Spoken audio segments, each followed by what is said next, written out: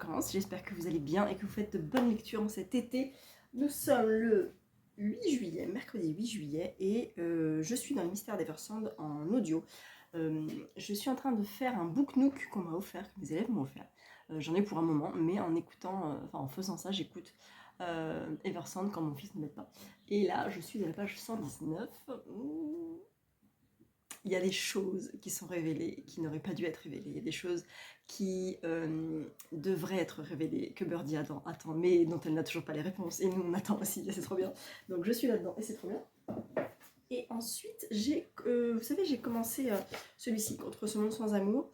Je l'ai mis en pause pour l'instant. Voilà, j'espère que je vais reprendre, j'espère que je vais trouver l'élan de reprendre. Je suis à la page 183. Il est nécessaire ce bouquin, il est bien, mais je suis perdue, je vous l'ai dit, dans le contexte géopolitique du Koweït, de l'Iran, de l'Irak, de tout ça, je n'y connais rien, donc je suis perdue. Mais peut-être que je vais y retourner. Et j'ai commencé Signora Sarfati de Serge Ayeroldi, publié aux éditions de l'Antilope.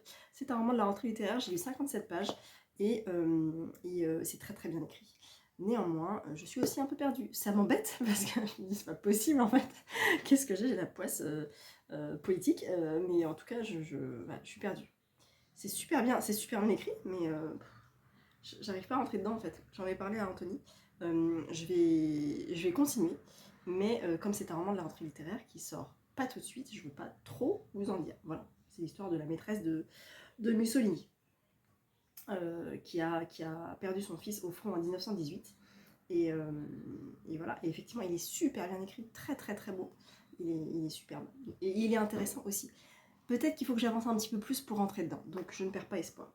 J'ai reçu de la part de Pocket, l'homme qui aimait les livres, l'homme qui lisait des livres, pardon, qui est un tout petit bouquin. Je l'avais vu passer en grand format l'an dernier, je l'avais trouvé déjà beau, et il m'intriguait aussi. Il était paru chez Julliard, voilà. Il est vraiment court. Hein. Vraiment court. Oh, il fait 100 pages. Oh, il fait 115 pages le truc. Il est sorti le 18 juin. Et on nous dit, entre les ruines fumantes de Gaza et les pages jaunies des livres, un vieil homme attend. Il attend quoi? Peut-être que quelqu'un s'arrête enfin pour écouter. Car les livres qu'il tient entre ses mains ne sont pas que des objets. Ils sont les fragments d'une vie, les éclats d'une mémoire, les cicatrices d'un peuple. Quand un jeune photographe français pointe son objectif vers ce vieillard entouré de livres, il ignore qu'il s'apprête à traverser le miroir. Commence alors l'odyssée palestinienne d'un homme qui a choisi les mots comme refuge, résistance et patrie. Dans un monde où les bombes tentent d'avoir le dernier mot, il nous rappelle que les livres sont notre plus grande chance de survie, non pour fuir le réel, mais pour l'habiter pleinement, comme si, au milieu du chaos, un homme qui lit était la plus radicale des révolutions. Non, Télérama dit que c'est une ode à la lecture. Je pense que effectivement, ça doit être très très intéressant. Ils ont gardé la couverture pour le poche, la même couverture. Il est mat, et en plus il y a un petit revers comme ça, avec plein de bons, très très très très bons retours. Et alors j'ai commencé, j'ai mis 3 lignes.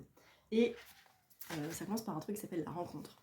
Et j'ai été frappée parce que hier, justement, il y a écrit Journée ordinaire. Hier, 2 frappes ont tué 4 gamins dont le seul crime avait été de jouer au foot sur la plage. Tu te réveilles dans la chambre où tu t'es installé la veille. L'hôtel concentre une partie de la presse internationale. Tu aurais préféré loger chez l'habitant. C'est à la 2e personne du singulier et c'est rare. Donc, je vais peut-être le commencer cet été. Je sais pas, on verra. Je vous tiendrai au courant. Voilà, c'est à peu près tout ce que j'avais à vous dire pour ouvrir ce vlog. Je vous retrouve dans la semaine, à un moment donné. Je sais pas quand.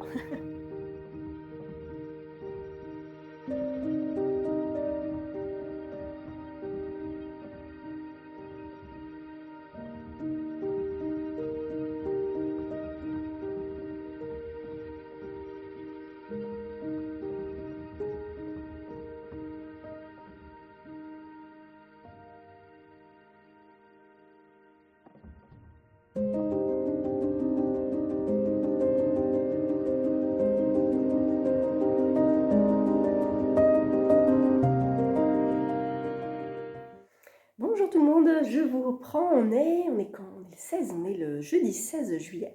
Je viens vous parler vite fait lecture.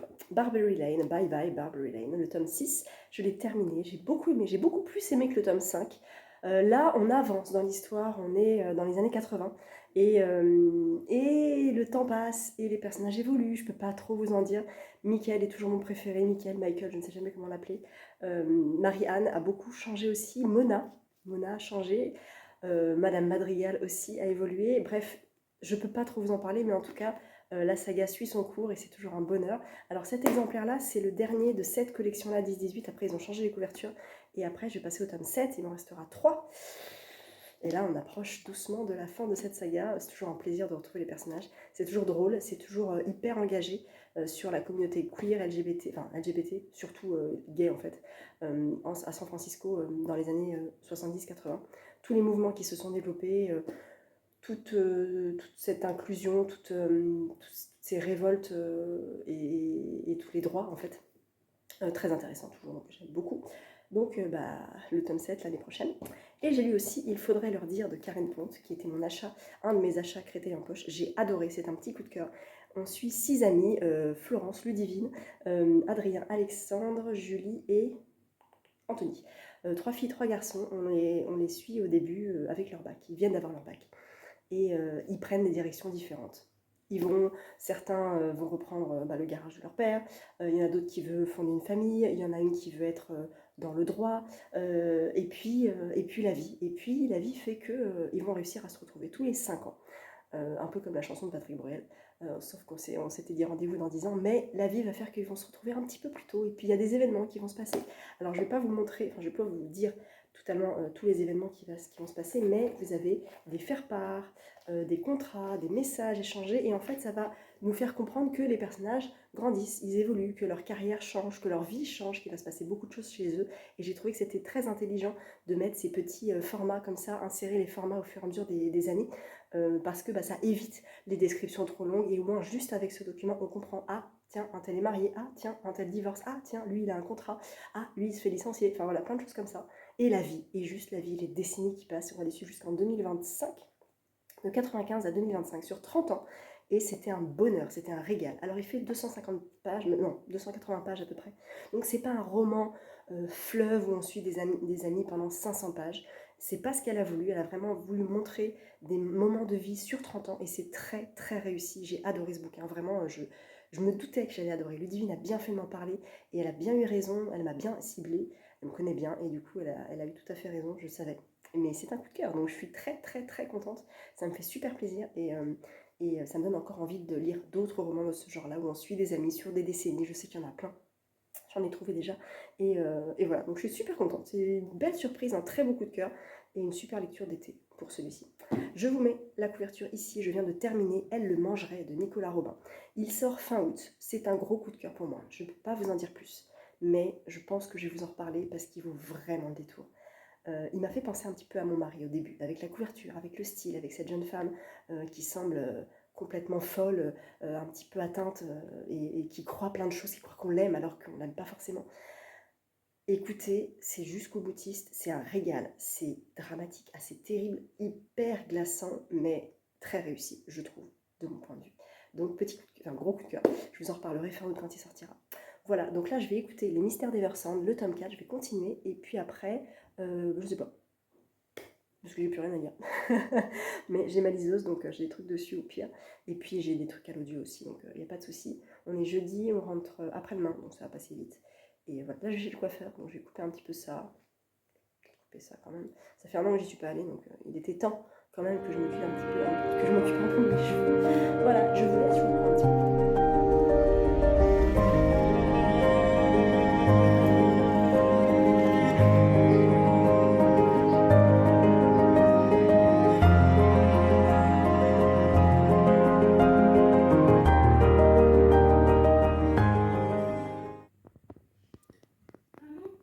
Oui. Et on est lundi 20. 20 20. Lundi 20. Nous sommes rentrés et j'ai attaqué et presque fini ce roman phénomène, Celle qui sait. Regardez, je suis à 96%.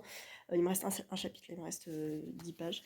Je n'ai pas la hype de tout le monde, mais c'est pas grave. Voilà, je pense que c'est un thriller pour ceux qui lisent pas forcément souvent des thrillers. Voilà. C'est efficace.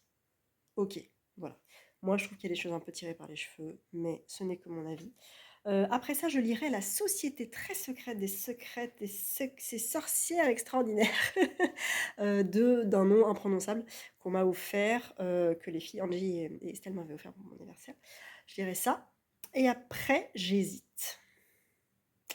Soit Les Survivantes, soit Les Invisibles.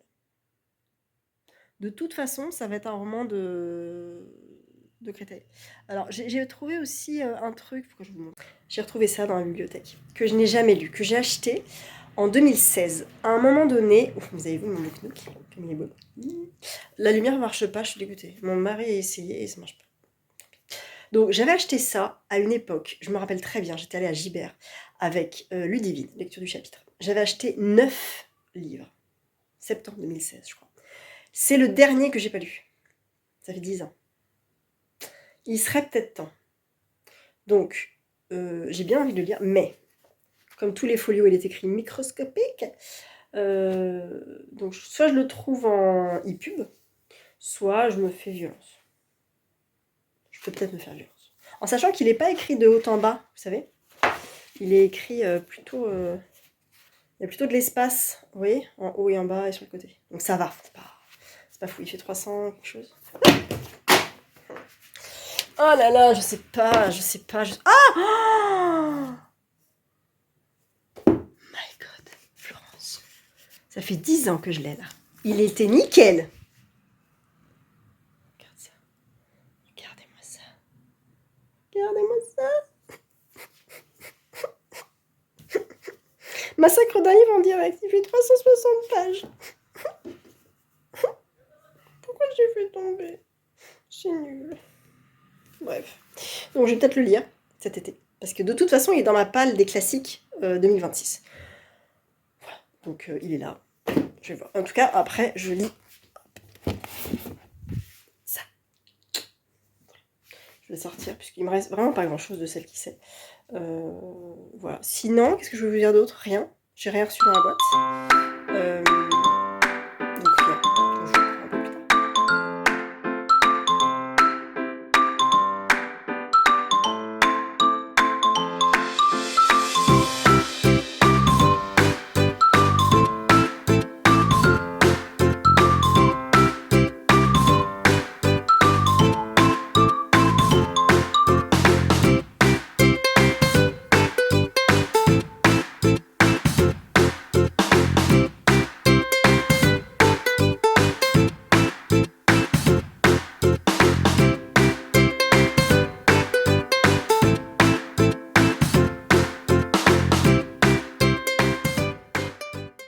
Nous sommes... Attendez, on est quand? On est mercredi. Mercredi...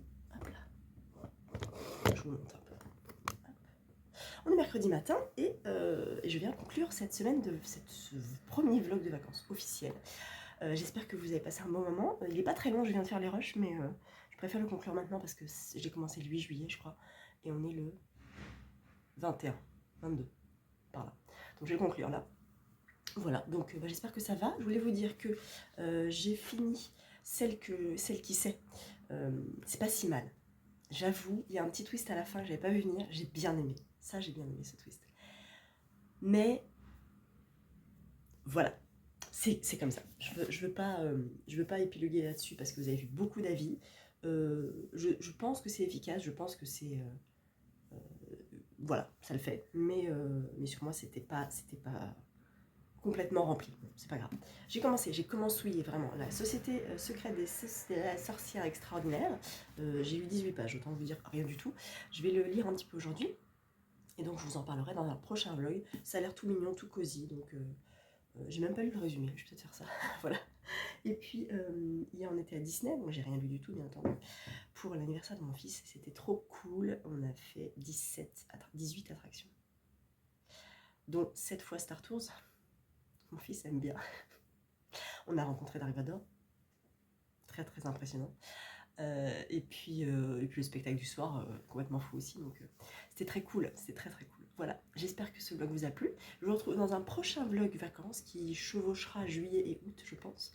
Et où je vous parlerai de mes prochaines lectures, à savoir celle-ci et puis d'autres, vous verrez. Voilà, et puis encore peut-être quelques images de vacances prochaines. Et bien écoutez, je vous souhaite de très belles lectures et je vous dis à très bientôt. Ciao.